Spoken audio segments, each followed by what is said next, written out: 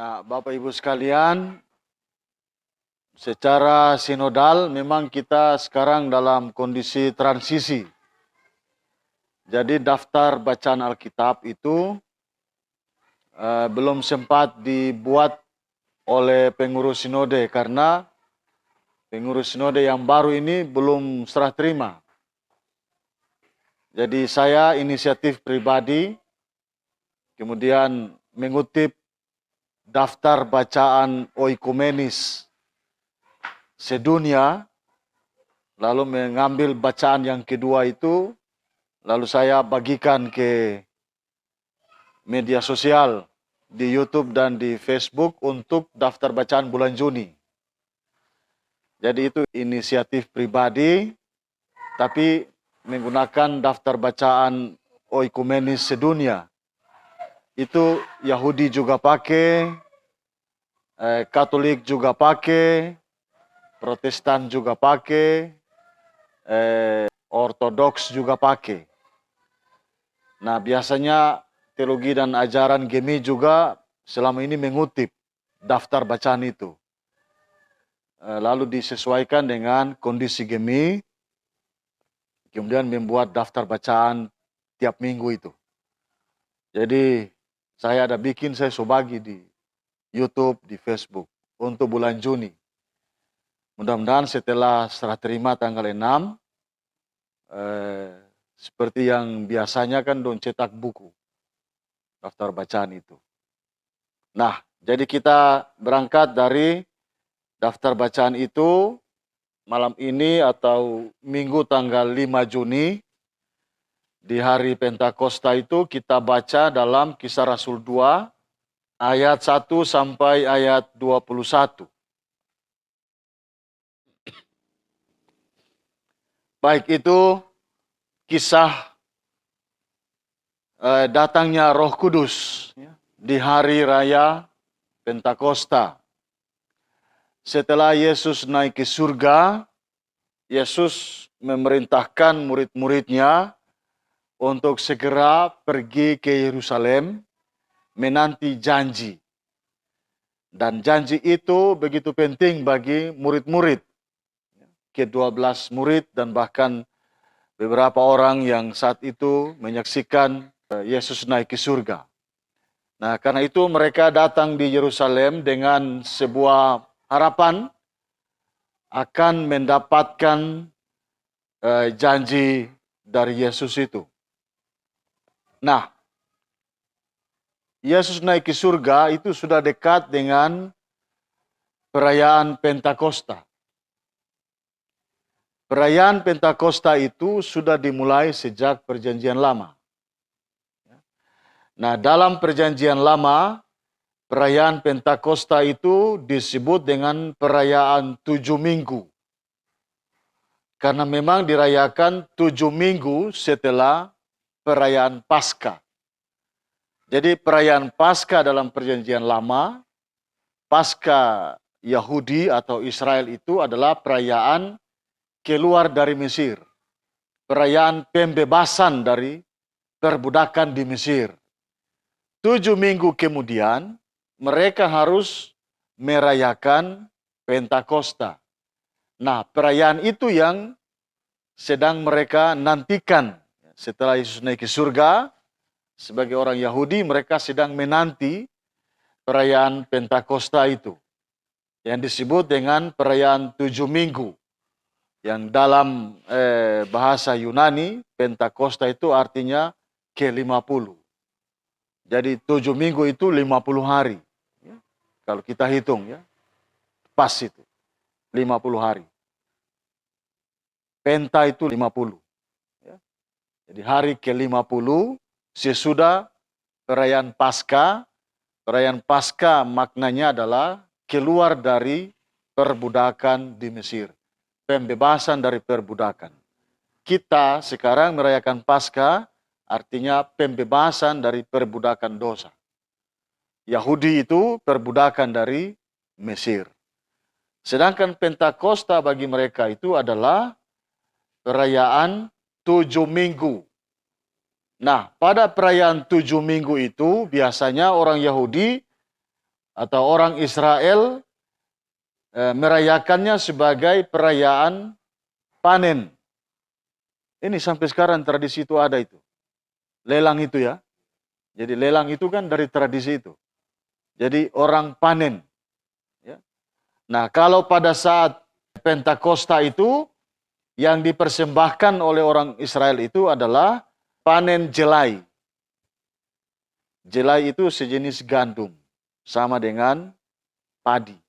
Sejenis padi-padian, ya, jelai. Di perayaan Pentakosta mereka bawa itu sebagai persembahan. Sedangkan perayaan Paskah itu mereka membawa roti yang dibuat dari gandum. Jadi gandum, jelai, padi itu sejenis, serumpun. Nah, perayaan Pentakosta karena orang Israel itu adalah orang bertani, maka mereka mempersembahkan jelai di hari Pentakosta. Nah, itu bisa orang periksa dalam Ulangan 16 ayat 9 dan 10. Perayaan 7 minggu itu. Ulangan 16 ayat 9 dan 10. Saya baca ya. 7 minggu harus kau hitung. Pada waktu orang mulai menyabit gandum yang belum dituai, haruslah engkau mulai menghitung 7 minggu itu. Kemudian haruslah engkau merayakan hari raya 7 minggu bagi Tuhan Allahmu. Sekedar persembahan sukarela yang akan kau berikan, sesuai dengan berkat yang diberikan kepadamu oleh Tuhan Allahmu. Sampai ayat 12. Nah, itu perayaan Pentakosta. Nah, disebut sebagai perayaan hari raya panen gandum maupun jelai. Persembahannya adalah jelai. Nah, itu bisa kita lihat dalam Keluaran 23. Itu mereka kemudian menyebutkan sebagai hari raya panen. Keluaran 23 ayat 16. Di sana ditulis, kau pelihara juga hari raya menuai, yaitu menuai buah bungaran dari hasil usahamu menabur di ladang. Demikian juga hari raya pengumpulan hasil pada akhir tahun, apabila engkau mengumpulkan hasil usahamu dari ladang. Jadi perayaan Pentakosta itu sungguh-sungguh perayaan panen, ya, pesta panen. Nah, pesta panen dalam tradisi orang Halmahera juga ada. Kalau orang Sahu itu biasa makan sabua itu pesta panen. Itu kalau kita bandingkan itu sama dengan perayaan Pentakosta. Pesta panen. Di seluruh kebudayaan di dunia ini mengenal pesta panen. Nah, termasuk perayaan Pentakosta ini. Nah, lebih jauh dari itu orang Israel kemudian juga memberikan makna kepada hari Pentakosta itu sebagai hari pemberian hukum Taurat di Gunung Sinai. Ya, jadi di saat perjalanan di padang gurun, mereka memaknai Pentakosta itu sebagai perayaan 7 minggu, sebagai perayaan pesta panen. Pada saat mereka menerima hukum Taurat, itu mereka juga anggap sebagai peristiwa Pentakosta. Pemberian hukum Tuhan di Gunung Sinai itu untuk penataan kehidupan Israel yang nanti menghasilkan tingkah laku perbuatan sesuai dengan kehendak Tuhan. Maka perayaan Pentakosta itu dimaknai juga sebagai pemberian hukum Taurat, ya, di Gunung Sinai. Nah, perayaan-perayaan itulah yang membuat orang pada waktu itu datang berkumpul di Yerusalem. Ya, seperti diceritakan dalam teks kita ini. Bukan saja orang yang percaya yang di dalam pasal 1 ayat 14 dari Kisah Rasul itu, mereka berkumpul untuk memilih pengganti Yudas itu. Ya. Jadi orang-orang yang dimaksudkan dalam pasal 2 ayat 1 itu orang-orang yang hadir memilih pengganti Yudas itu. Matias yang terpilih ya. Ada 120 orang ya. Ditulis dalam ayat 15. Pada hari-hari itu berdirilah Petrus di tengah-tengah saudara-saudara yang sedang berkumpul itu, kira-kira 120 orang banyaknya, lalu berkata ayat 16 dan seterusnya dalam proses pemilihan pengganti Yudas.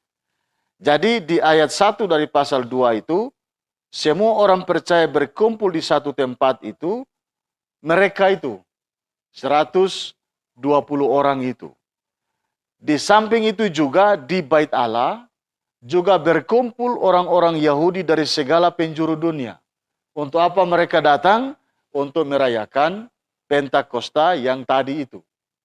Hari raya 7 minggu, hari pesta panen, lalu pemberian hukum Taurat di Gunung Sinai. Nah, kalau kita melihat catatan dari pasal 2 ayat 1, itu semua mereka berkumpul di satu tempat, berarti di suatu rumah yang biasa mereka berkumpul di situ. Tidak ada orang yang tinggal di rumah. Semua datang ya, di rumah tempat mereka berkumpul itu. Di situ mereka sehati, sepikir, seperasaan. Di situ pula mereka selalu berdoa bersama. Ya, di tempat di mana mereka berkumpul itu. Nah, ketika berkumpul itulah tiba-tiba ada 3 tanda. Nah, 3 tanda itu menunjukkan datangnya janji Yesus kepada mereka itu. Tiba-tiba ayat 2 ya. Tiba-tiba turunlah dari langit suatu bunyi seperti tiupan angin keras yang memenuhi seluruh rumah di mana mereka duduk. Itu tanda pertama. Jadi tidak ada angin. Hanya seperti tiupan angin keras. Jadi sama nentong dengar tuh angin ribut pe babunyi. Seperti itu, ya. Tanda kehadiran Roh Kudus. Tapi tidak ada angin, daun pintu tara bergoyang, ya. Daun-daun tidak bergoyang. Yang bergoyang itu hati manusia, ya, pada saat itu.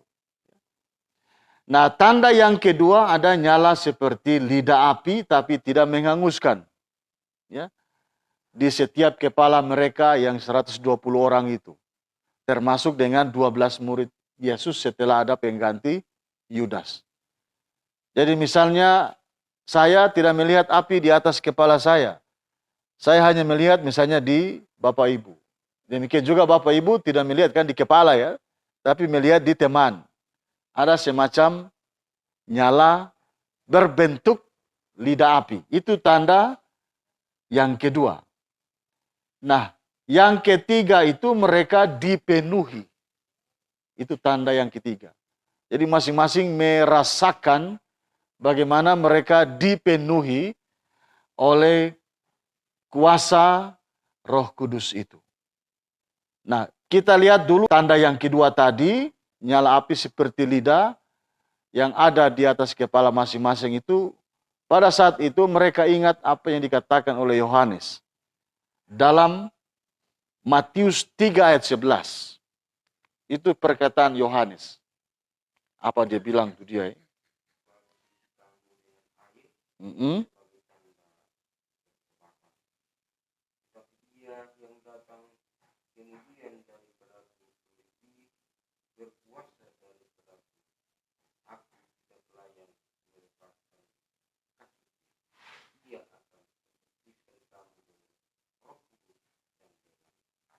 Itu. Jadi penggenapan perkataan Yohanes juga terjadi di perayaan Pentakosta itu. Jadi akan dibaptis dengan Roh Kudus dan dengan api. Nah, dengan kehadiran 3 tanda itu mereka lalu berbahasa roh. Ya. Jadi sekali lagi ada tanda-tanda yang menunjukkan bahwa mereka mempunyai kuasa. Jadi kehadiran Roh Kudus di hari raya Pentakosta itu hadir dengan tanda-tanda yang menunjukkan kuasa. Ada seperti tiupan angin. Ada nyala api. Lalu ada semua orang dikuasai begitu. Mengalami kepenuhan. kepenuhan Roh Kudus. Dalam Alkitab, tanda-tanda kehadiran Allah dalam bentuk Roh Kudus itu tidak saja dalam bentuk yang begitu. Ya. Kalau misalnya kita lihat dalam Yesaya 8 ayat 6 atau Hosea 14 ayat 6, itu justru tanda kehadiran Roh Allah itu bukan dalam bentuk kuasa, punya kekuasaan tidak. Tetapi dia hadir dalam bentuk lemah lembut. Misalnya coba orang baca Yesaya 8 ayat 6. Yesaya 8 ayat 6 itu dikatakan begini. Oleh karena bangsa ini telah menolak air Siloah yang mengalir lamban. Air Siloah yang mengalir lamban. Dan telah tawar hati terhadap Resin dan anak Remalia. Ayat 7. Sebab itu sesungguhnya Tuhan akan membuat air sungai Efrat yang kuat dan besar. Jadi air Siloah di dalam Yesaya 8 ayat 6 itu sama dengan kolam Siloam. Dalam perjanjian baru, Yohanes 9 ayat 7. Nah, air Siloah atau kolam Siloam itu adalah tanda atau lambang pemerintahan Allah yang lemah dan lembut. Dia mengalir secara lamban, ya, tadi dalam Yesaya 8 ayat 6. Itu juga tanda kehadiran Roh Allah. Ya, jadi tidak dalam bentuk api, tiupan angin, tetapi juga aliran seperti aliran sungai yang lamban. Itu juga kehadiran Roh Kudus. Sedangkan dalam Hosea 14 ayat 6 itu dibilang, aku akan seperti embun. Ya. Jadi embun. Embun itu kan kecil ya. Kecil lalu basah. Ya. Seperti embun bagi Israel, maka ia akan berbunga seperti bunga bakung. Itu kehadiran Allah. Jadi ada seperti aliran air yang lamban, ada seperti embun, ada seperti tiupan angin, dan juga seperti lidah api. Kalau kita ingat cerita Musa di Gunung Sinai menerima hukum Taurat, itu dalam bentuk api ya. Semak-semak yang terbakar, ya, tapi tidak menghanguskan. Jadi kehadiran Allah dalam rohnya itu macam-macam. Nah, dalam cerita Pentakosta itu dia hadir dalam tiupan angin. Tapi tidak ada angin, hanya bunyinya. Lalu kemudian lidah api. Kemudian bagaimana dia memenuhi orang itu juga macam-macam. Bisa dia penuhi hanya satu orang. Seperti dalam catatan Lukas 1 ayat 67 kepada Sakaria misalnya kita lihat ya. Dan Sakaria ayahnya penuh dengan Roh Kudus. Ya. Ini Yohanes Pepapa ya. Jadi kepenuhan atau kehadiran Roh Kudus itu bisa kepada pribadi, satu orang saja. Tetapi juga bisa kepada beberapa orang seperti dalam catatan Yohanes 20. Itu Yesus berikan kepada murid-muridnya itu pada saat dia bangkit. Yohanes 20 ayat 22. Dan sesudah berkata demikian ia mengembusi mereka dan berkata, terimalah Roh Kudus. Ya, kepada murid-muridnya, kepada 12 orang. Nah, kalau yang terjadi di Pentakosta itu, semua orang, 120 orang tadi itu, semua menerima atau mengalami kepenuhan Roh Kudus itu. Jadi kita tidak bisa memutlakkan salah satu bentuk. Tuhan tidak bisa bilang Roh Kudus harus hadir dalam bentuk kekuasaan. Seperti tiupan angin dan lidah api. Dia juga tidak hadir untuk semua orang sekaligus. Ya, jadi kita tidak bisa memutlakan. Bahwa dia hadir bisa bermacam-macam cara. Bisa juga kepada satu orang, beberapa orang, atau juga kepada semua orang. Nah, setelah kejadian-kejadian itu timbul kesan dari orang banyak yang juga datang di bait Allah itu. Ayat 5 sampai ayat 13 itu kesan. Kesan dari orang yang berada di luar rumah di mana 120 orang berkumpul. Ya. Orang-orang yang datang tadi dari berbagai negara itu ya. Berbagai bangsa itu. Nah, kesan mereka ada dua. Yang satu kagum, yang satu lagi menyindir. Aduh, ini orang mabuk apa ini? Nah, saya curiga yang sindir itu memang memutlakan kehadiran roh. Kan ini orang Yahudi semua ini yang sindir. Mungkin sudah lama mereka dijajah oleh Romawi, lalu kepercayaan mereka tentang kehadiran roh Allah juga mengalami proses pemutlakan. Yang orang pikirkan roh Allah hadir itu tidak begitu. Roh Allah hadir itu dalam bentuk pengertian air sungai yang lamban, seperti embun ya dalam catatan Yesaya dan Hosea itu. Sehingga ketika roh Allah hadir dalam bentuk kekuasaan seperti itu, ini tidak mungkin ini. Dong ini cuma mabuk ini, kira-kira begitu. Jadi karena sikap mereka memutlakan kehadiran Allah secara lemah lembut itulah mereka tidak yakin yang ini juga kehadiran Allah. Ya, tetapi sebagian orang memberi catatan tercengang-cengang dan kagum ya melihat tanda kehadiran itu. Nah, ketika mereka bingung-bingung, jadi kan bingung ada yang bilang, oh ini kehadiran Allah, ini cuma mabuk. Jadi akhirnya dorang ragu-ragu. Lalu Petrus tampil ya, mulai ayat 14 sampai ayat 21 itu. Ini don mabuk, ini masih pagi ini. Ya. Lalu Petrus mengutip nubuatan Nabi Yoel yang di ayat 17 sampai ayat 20 ya. Itu Nabi Yoel, bisa orang lihat di Yoel pasal 2 ayat 28 sampai ayat 32. Itu perkataan Nabi Yoel. Nah, Petrus menganggap itu penting, dia bilang nubuatan Nabi Yoel itu karena yang dengar ini orang Yahudi. Semua yang dengar itu orang Israel, mereka tahu pasti nubuatan itu. Dulu Yoel pernah bernubuat, sekarang digenapi. Jadi kasih ingat pada orang supaya orang tahu ini peristiwa kehadiran roh yang dulu juga sudah dinubuatkan oleh Nabi Yoel. Jadi mereka mengerti, orang Yahudi mengerti itu. Ya, orang Israel pasti mengerti kalau Petrus bilang ini nubuatan Nabi Yoel. Nah, jadi dia memperjelas keraguan tadi.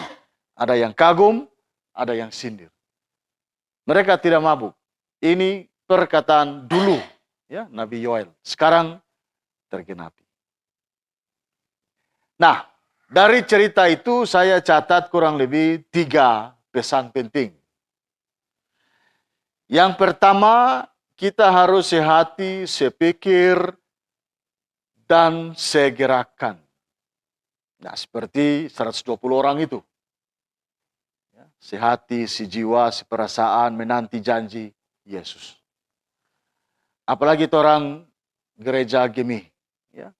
Dengan kondisi pergumulan ini, pesan ini harus selalu kita gaungkan. Terutama kepada anak-anak. Karena mereka generasi Gemi yang masa depan. Maka sehati, sepikir, segerakan yang sekarang menjadi semboyan Gemi ya. Sehati, sepikir, dan segerakan. Nah, ini harus tetap kita tanamkan bagi anak-anak kita. Untuk menghadapi pergumulan-pergumulan di gereja kita.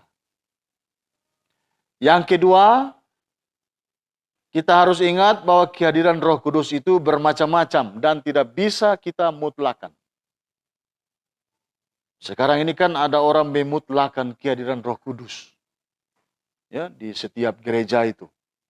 Seolah-olah kehadiran Roh Kudus itu sama dalam peristiwa Pentakosta itu saja. Bentuknya cuma itu. Sehingga ada gereja tertentu, apa itu? Mengutamakan bahasa roh. Yang tidak dimengerti orang. apa bla bla bla bla bla macam-macam itu ya. Itu bukan bahasa roh itu. Bahasa roh dalam peristiwa Pentakosta itu dimengerti orang. Jadi ada semacam bunyi yang diucapkan murid-murid, tetapi sampai ke telinga orang lain, didengar dalam bahasanya. Ya. Jadi bukan bahasa, tapi bunyi. Itu mujizat Tuhan. Bunyi yang keluar dari mulut murid-murid, didengar oleh orang di luar itu menjadi bahasanya. Nah itu yang terjadi pada peristiwa Pentakosta. Jadi tidak bisa kita mutlakan. Seolah-olah itulah baru Roh Kudus. Lalu kita yang tenang-tenang ini tidak ada Roh Kudus itu. Karena kehadiran Roh Kudus seperti tadi Yesaya dan Hosea itu. Juga hadir dalam aliran air yang lamban, seperti embun, ya, dingin, menyejukkan. Itu juga tanda kehadiran Roh Kudus. Jadi tidak seperti orang yang punya kekuasaan, tiupan angin, lidah api baru, Roh Kudus. Tidak bisa kita mutlakan. Nah ini juga penting untuk anak-anak. Ajarlah bagi mereka kehadiran Roh Kudus itu bukan satu macam. Bukan saja seperti di hari Pentakosta itu. Tiupan angin dan lidah api. Tapi juga dalam bentuk-bentuk yang lain. Dalam ketenangan juga Roh Kudus ada. Ya. Jadi jangan kita sempitkan dalam satu bentuk kehadiran. Dan yang ketiga, mari kita menanti kehadiran Roh Kudus di dalam persekutuan kita. Seperti murid-murid menanti. Ya, jadi menanti dengan sehati, sepikir, dan segerakan tadi. Contoh kehidupan jemaat mula-mula itu. Nah, karena itu judul ini saya berikan, jangan sempitkan kehadiran Roh Kudus. Kalau di saat Pentakosta, orang-orang yang menyindir itu memutlakan kehadiran Roh Kudus dalam bentuk yang lamban seperti air, embun. Lalu mereka tidak terima yang tiupan angin dan lidah api juga kehadiran Roh Kudus. Kalau sekarang sebaliknya. Sekarang ini orang menekankan kalau Roh Kudus hadir itu seperti tiupan angin dan lidah api. Juga bahasa roh. Jadi dia terbalik kondisi ini. Sehingga mereka menyindir yang tenang-tenang. Di situ tidak ada Roh Kudus itu. Di gereja itu tidak ada Roh Kudus karena tidak ada kekuasaan, tidak ada bahasa roh. Ya.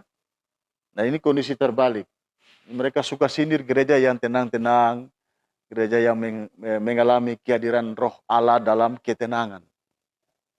Nah, dan itu saya beri judul belajar kita ini adalah jangan sempitkan kehadiran Roh Kudus dalam satu macam. Jangan mutlakkan. Karena dia bisa hadir dalam berbagai bentuk dan berbagai suasana. Kira-kira itu yang mau saya sampaikan. Jadi kepada anak sekolah minggu, perlu cerita sejarah hari Pentakosta tadi ya. Apa itu hari Pentakosta dalam perjanjian lama.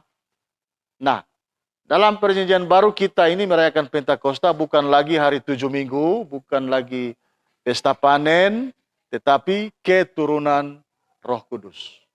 Kalau tadi Israel keturunan hukum Taurat, diberikan di Gunung Sinai, kita keturunan Roh Kudus di Yerusalem. Nah, catatan yang terakhir, ini soal bahasa. Dulu, di saat mereka bangun Menara Babel, Kejadian pasal 11, ya, itu bahasa menjadi penghalang mereka untuk berhubungan dengan Tuhan. Karena itu Tuhan kasih kacau mereka. Karena mereka ingin satu bahasa di dunia ini. Satu logat di dunia ini. Untuk bikin Menara Babel melawan Allah. Di hari Pentakosta, keturunan Roh Kudus, bahasa itu justru kemudian menjadi sarana bagi pekabaran karya Allah atau pekabaran Injil. Jadi bahasa roh itu harus orang mengerti. Supaya Injil disebarkan di mana-mana. Oke. Ada yang mau tanya? Ya. Terima kasih atas penjelasan-penjelasan yang disampaikan oleh Bapak Pendeta tentang kehadiran Roh Kudus. Oleh karena itu saya ingin bertanya, bagaimana kita sebagai anak-anak Tuhan benar-benar merasakan ada Roh Kudus di dalam diri kita. Saya minta penjelasan karena ya saya biasa ikut dengan teman-teman saya selalu membahas tentang firman dan juga Roh Kudus ini. Bagi saya, pada saat kita berdoa, seakan-akan roh itu datang dan seketika saat itu menguasai kita, kita gemetar seperti itu. Kalau saya, kalau menurut Bapak Pendeta, bagaimana dengan kehadiran Roh Kudus itu sendiri? Terima kasih, Bapak Pendeta. Iya, mungkin saya ketika pencurahan Roh Kudus ada yang berbahasa roh, dan bahasa roh itu dimengerti oleh orang-orang yang berkumpul. Di saat sekarang juga yang sama tadi Pak Pendeta bilang, gereja-gereja tertentu juga ada bahasa roh. Yang ingin saya tanyakan, sebenarnya bahasa roh itu dipelajari dari mana sampai gereja tertentu itu bisa bahasa roh? Saya pernah ikuti gereja denominasi yang lain. Mulai saya sekolah minggu sampai saya pemuda, saya ikut, tapi tidak ada bahasa roh. Tapi kenapa ada gereja tertentu yang bisa bahasa roh? Sebenarnya mereka pelajari dari mana? Dan kenapa bahasa roh itu bisa dipelajari? Kan sebenarnya bahasa roh itu satu karunia Tuhan untuk setiap manusia. Ketika di saat orang bilang orang tak tahu berdoa, mungkin orang tak tahu mau bilang apa, tapi ketika saat itu juga ada roh yang berbicara lewat hati nurani kita, sehingga kita terhubung dengan Tuhan. Ketika orang bilang orang belum tahu berdoa. Jadi jangan sampai ada orang pe anak-anak ini jaga iko-iko gereja-gereja denominasi, dan di saat-saat penyembahan mereka selalu menggunakan bahasa roh, dan nantinya itu juga pengaruh buat anak-anak kita yang mengikutinya. Jadi sebaiknya ketika orang belajar pencurahan Roh Kudus ini, nanti orang teruskan kepada anak-anak kita dan mengingatkan kepada anak-anak kita bahwa kalaupun itu tidak bisa dipelajari, jangan di saat orang dengar, orang juga ingin pelajari itu. Tapi bahasa roh itu adalah karunia yang Tuhan anugerahkan kepada tiap-tiap orang. Mungkin itu saja. Baik, terima kasih Pak Mantri dan Ibu Nel. Yang pertama, kita tidak bisa memutlakan bahwa inilah satu-satunya kehadiran Roh Kudus dalam hidup kita. Karena Roh Kudus, Yesus maupun Bapa itu melampaui ruang dan tempat. Jadi kebebasan kehadirannya itu tergantung pada diri mereka. Jadi kalau dia mau hadir dalam bentuk lemah lembut, tenang-tenang, seperti angin sepoi-sepoi, atau juga dalam bentuk api tiupan angin, itu kedaulatannya. Jadi orang tidak bisa kurung. Oh, yang Roh Kudus itu yang begini. Satu model ini, yang lain ini bukan. Nah, itu yang pertama harus orang garis bawahi juga kepada anak-anak kita. Kehadiran Roh Kudus tergantung kedaulatannya. Menjumpai setiap orang atau menjumpai beberapa orang, atau juga menjumpai satu pertemuan besar. Ya, misalnya dalam perayaan Pentakosta itu, kan satu rumah itu, 120 orang itu ya, dapat tanda-tanda semacam tadi. Tapi juga bisa sendiri berdoa seperti Sakaria itu, dipenuhi Roh Kudus, tenang-tenang kondisinya, ya. Lalu dia mengatakan sesuatu. Nah, apakah itu bisa tom pelajari? Kalau kita mempelajari Alkitab, kita dapatkan hal-hal semacam tadi. Bahwa kehadiran Allah, kehadiran Roh Kudus, macam-macam menurut kedaulatannya sendiri. Ya. Nah, itulah hasil membaca kita, hasil belajar kita dari Alkitab. Kalau begitu, maka orang tidak bisa mengatakan bahwa kehadiran Roh Kudus itu hanya dalam bentuk bahasa roh. Ada yang dalam bahasa roh, seperti murid-murid yang 120 orang. Ada yang tidak dalam bahasa roh. Jadi pelajaran ini artinya bisa belajar dalam kaitan dengan itu. Tetapi kalau kita khususkan, kalau begitu tom belajar bahasa roh. Kira-kira begitu maksud Ibu Nel ya. Apakah bisa kata Rada? Memang bahasa roh itu tidak bisa kita belajar. Karena dia sendiri yang punya kedaulatan. Tapi catatannya, bahasa roh itu kita mengerti. Kita paham maksudnya. Kita tahu. Ya, kita mengerti. Tapi kalau bahasa yang kita tidak mengerti, untuk apa Roh Kudus menggunakan orang itu? Kan pertanyaannya di situ. Sekedar berbunyi saja. Iya toh? Sebab bahasa Roh Kudus itu, bahasa roh itu dimengerti orang.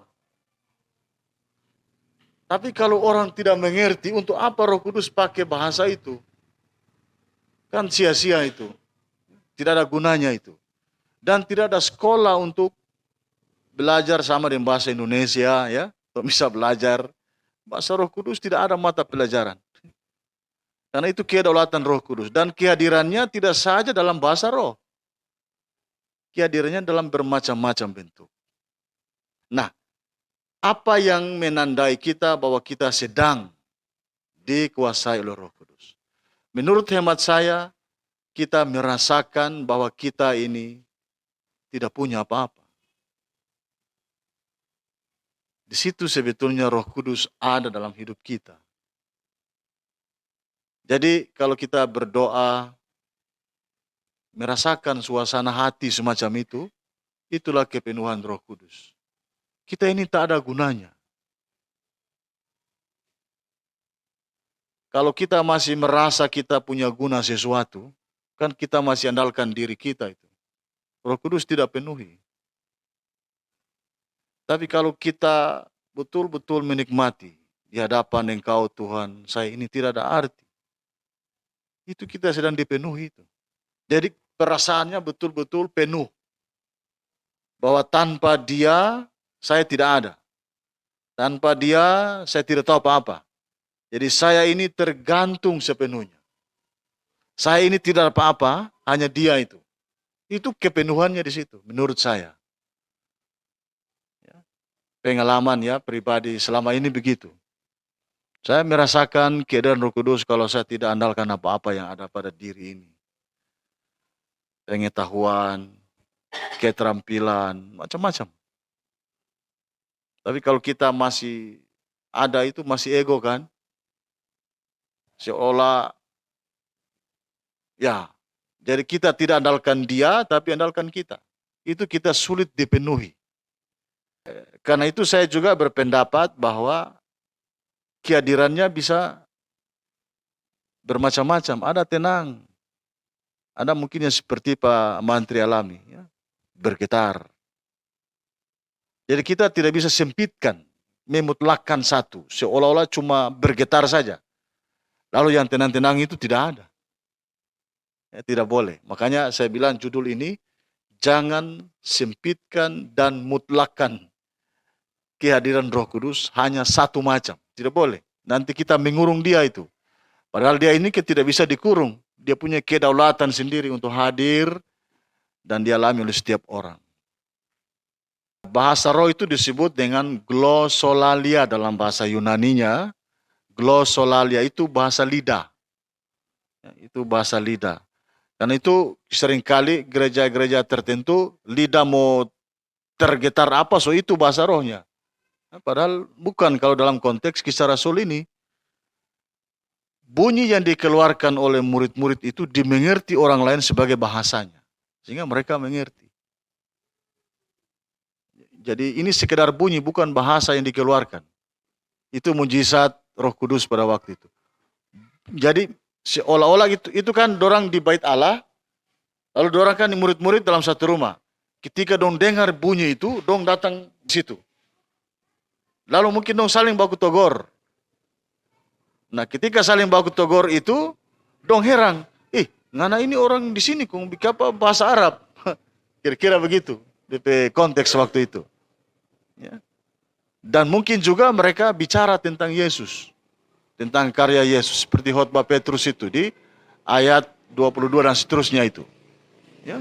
Memang saat Petrus berkhotbah sudah tidak bahasa roh lagi. Petrus berkhotbah itu sudah tidak ada tanda-tanda yang tadi. Ya. Jadi dia menggunakan bahasa Yunani pada saat dia berkhotbah itu. Tapi kondisinya seperti itu. Murid-murid mengabarkan tentang Yesus. Dengan bunyi yang keluar dari mulut mereka, didengar oleh macam-macam negara itu, mereka mengerti. Itulah bahasa roh dalam cerita Kisah Rasul. Jadi ingatkan kepada anak-anak kita, paling prinsip itu jangan mutlakan. Seolah-olah satu kehadiran lalu cuma ada di gereja itu. Ya. Lalu tanda kehadiran itu, orang rasakan itu memang pada saat orang merasa tidak punya apa-apa. Lalu bentuknya apa? Bisa tenang, bisa juga bergetar, bisa menangis juga. Ya. Sesuai dengan pergumulan-pergumulan kita itu. Tapi juga bisa bahagia. Ya, kalau kita mungkin sedang menikmati berkat, lalu bersyukur, lalu kepenuhan Roh Kudus, kita bahagia dalam kondisi berdoa. Jadi bentuknya macam-macam, kehadirannya juga macam-macam. Kita tidak boleh sempitkan dan tidak boleh kurung. Itu kuncinya saja. Jadi ajar anak-anak kita untuk terbuka kepada bermacam-macam kehadiran dan bentuk Roh Kudus datang menjumpai kita. Amin. Puji Tuhan.